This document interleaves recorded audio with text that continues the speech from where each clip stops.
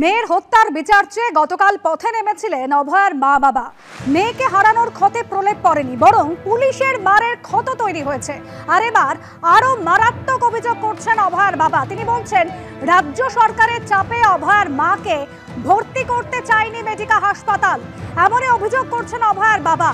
শনিবার থেকে আজ পর্যন্ত পর্যবেক্ষণে রেখে চিকিৎসা চলছে অভয়ার মায়ের। এমনই বিস্ফোরক অভিযোগ করলেন অভয়ার বাবা। চিকিৎসা শুরু হলেও তাকে ভর্তি নেওয়া হয়নি। বর্তমানে স্থির অবস্থা স্থিতিশীল, জানিয়েছেন নিহত চিকিৎসকের বাবা। তিনি এটাও বলছেন, হাসপাতাল থেকে ছড়ার পর স্ত্রীকে বাড়ি নিয়ে যাব। গতকাল পার্ক স্ট্রিটে যখন আন্দোলন পৌঁছয় তখন পুলিশ ব্যাপক লাঠিচার্জ করে। সে সময় পুলিশের লাঠির বাড়িতে আহত হয়েছেন, এমনই অভিযোগ করেছিলেন আহত অভয়ার মা। তিনি আহত ছিলেন, তাকে ভর্তি করা হয়েছিল, নিয়ে যাওয়া হয়েছিল মেডিকেল হাসপাতালে। আরবাগ চিকিৎসকে নিহত চিকিৎসকের বাবা তিনি মারাত্মক অভিযোগ করছেন। তিনি বলছেন, গতকাল থেকে আজ পর্যন্ত পর্যবেক্ষণে রেখে চিকিৎসা চলছে অভয়ার মায়ের। চিকিৎসা শুরু হয়েছে কিন্তু তাকে ভর্তি নেওয়া হয়নি। আর কি বলেছেন অভয়ার বাবা শোনাবো। ডাক্তাররা মোটামুটি বলেছেন আউট অফ ডেঞ্জার। আমরা সেই জন্য বলেছি আমরা আর এখানে হসপিটালে থাকা তো অসুবিধা, আমরা আর হসপিটালে থাকবো না। আমরা দুপুরের মধ্যে ছাড়িয়ে বাড়িতে নিয়ে ছিল। কালকে পরিস্থিতি খুবই খারাপ ছিল, তখন ডাক্তাররাও আতঙ্কিত ছিলেন। সেই জন্যে উনি ওইসব কথা হয়তো বলতে পারেন। তখন উনি যখন এসেছিলেন তখন অবস্থা খারাপ হয়েছিল। এখন আর যা অবস্থা আছে মোটামুটি বাড়িতে রাখবো। আর ডাক্তাররা তো সবসময় আমাদের সঙ্গে যোগাযোগ রাখেন, কোনো ট্রিটমেন্টে কোনো সমস্যা হবে না। না না না না গতকাল তারা বিভিন্ন কয়েকটা জায়গায় প্রোগ্রামও করেছে, সেই ভিডিও আমাকে পাঠিয়েছে। কিন্তু সেটা আমি প্রকাশ্যে আনবো না, কারণ তারাও একটা রাজনীতি দল করে, তারা একটা চাপে পড়বে। সেই জন্য বলছি, এই মানুষ যাদের সিদ্ধারা আছে এবং মানবিকতা আছে তারা সবাই আমাদের সঙ্গে আছে।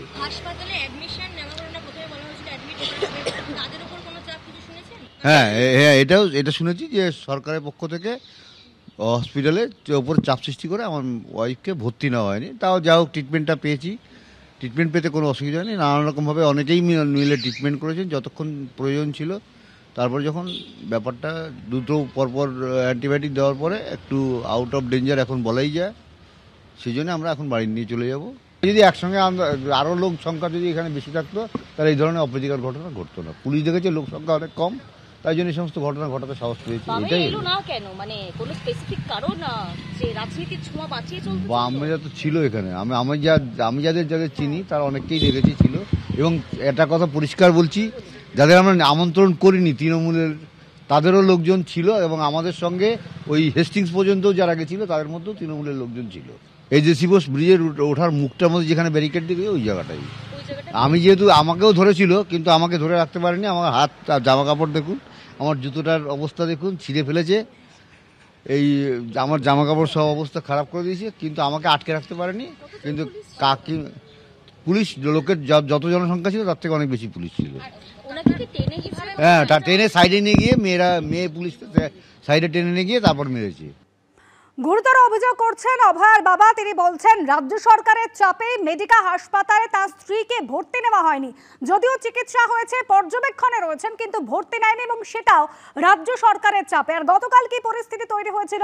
তাদের ডাকেই নবান্ন অভিযান, এবং যে নবান্ন অভিযানে ধুন্ধুমার পরিস্থিতি তৈরি হয়েছিল।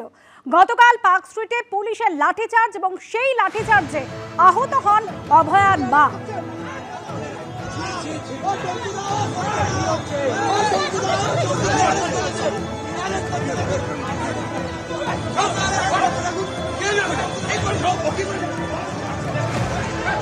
পুলিশ নির্লজ্জ পুলিশ, সেটা আমরা সেই 9 তারিখ দেখেছিলাম।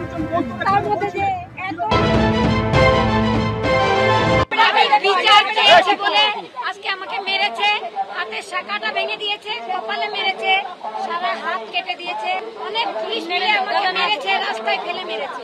আমাদের দুজনকেই মারা হয়েছে ধর্মতলায়, সেখানে আমাকে মারা হয়েছে।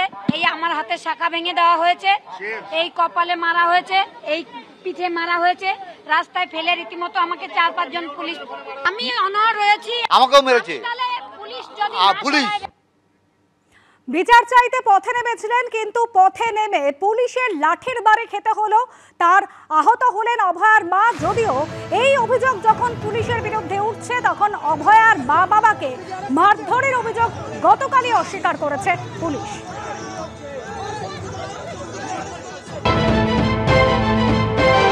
ওনাকে মারধর করা হয়নি, সেরকম কিছু ঘটনা হয়নি এখানে। মাথায় ইনজুরি রয়েছে, ফুলে গেছে, দেখতে হবে, আমরা তো এখানে কিছু হয়নি। কোনো স্কাফলিং বা কিছু হয়েছে? আমি বলছি তো এখানে তো সেরকম কিছু হয়নি, এ পয়েন্টে সেরকম কিছু হয়নি।